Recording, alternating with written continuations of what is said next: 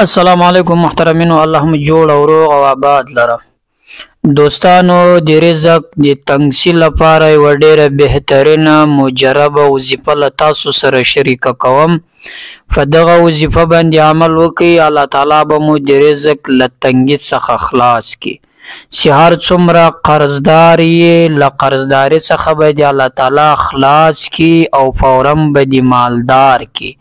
هغه کس، هغه انسان چې ته به ورته محتاج وي، هغه به بیا تا ته احتیاج او تا ته به محتاج وي. دا یوه داسې وظیفه ده دوستانو چې دغه وظیفې په ویلو سره د انسان هره دعا الله تعالی قبلوي. که د رزق په باب باندې له الله تعالی څخه چې هر څومره مال ته وغواړې، الله تعالی یې درکوي. ځکه چې نبي علیه الصلاة وسلام هم دغه توري یو صحابي ویل. نبي علیه الصلاة وسلام ورته وویل تا داسې توري وویل، وغواړه څه دعا چې وکړي الله تعالی یې قبلوي. محترمینو، دا د خاص دغه صحابي لپاره نو دا بلکې د ټولو مسلمانانو لپاره ده چې هر څوک دغه توري ووایي، لغه وروسته دعا وکړي، الله تعالی یې دعا قبلوي، پاتېږي نه. هغه الله انسان ته ورکوي چې انسان یې له الله وغواړي. دا یوه داسې بهترینه وظیفه ده دوستانو چې له خلکو څخه غوښتونکی کس داسې جوړوي چې هغه انسان چې روزانه به خلکو ته محتاج وي، روزانه به له خلکو څخه غوښتلو، الله تعالی دی د دې مستحق جوړوي چې بیا به خلک له ده څخه څه غواړي. مثلا دی به له احتیاجي څخه خلاص سي، ده ته به خلک محتاج وي. دی به بیا د دې مستحق جوړ سي چې نورو خلکو سره به دی مرسته کوي، نورو خلکو سره به دی صدقه خیرات هغو ته ورکوي، د هغه مسکینانو، فقیرانو، غریبانو حاجتونه به بیا دی ورپوره کوي. الله تعالی به بیا دی د دغه رتبې خاوند جوړ کړي. دا یوه داسې وظیفه ده دوستانو چې له فقیر سړي څخه باچا جوړوي، له غریب سړي څخه مالدار جوړوي. چې هر څومره نیستمن یې، له تنګسي څخه په تکلیف یې، له فقر، له مسکنت څخه الله تعالی دې د دغه وظیفې په برکت سره مالدار جوړوي. الله تعالی دې دغه وظیفې په برکت سره هغه خوا څخه و تا ته درکوي چې ستا ګمان به هم نه وي هغه طرف. له یو داسې خوا رزق تا ته پروردګار عالم درکوي، له غیبي خزانو څخه چې هغه طرف ته به ستا سوچ او فکر نه وي.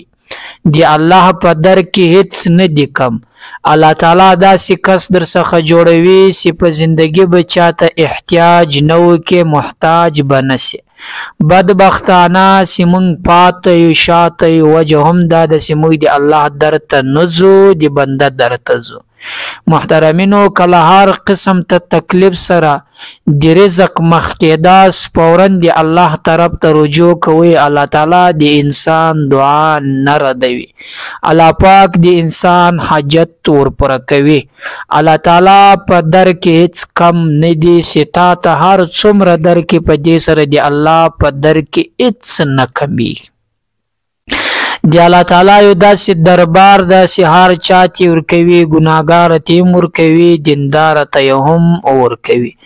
نو محترمینو، پریشانه کیږئ مه. دغه وظیفه ده دا وکړئ، لغه وروسته دعا وکړئ. په دعا کې له الله څخه چې څومره مال او دولت غواړئ الله تعالی یې درکوي. دا یو داسې عمل د تقریبا 7 ورځې یا پرلپسې وکړئ، انشاءالله د دې رزلټ به راوځي. که چیرې په دې 7 ورځو کې عمل وکړئ نو بیا په زندگی کې د ځان معمول وګرځوئ، هر وخت یې کوئ، ډیر اسانه چې تقریبا 15 منټه یا 10 منټه، خو اول خو 15 منټه غواړي، دومره وخت غواړي نه، ډیره کوچنۍ وظیفه ده. راځئ محترمینو، هغه وظیفه درته ښیم.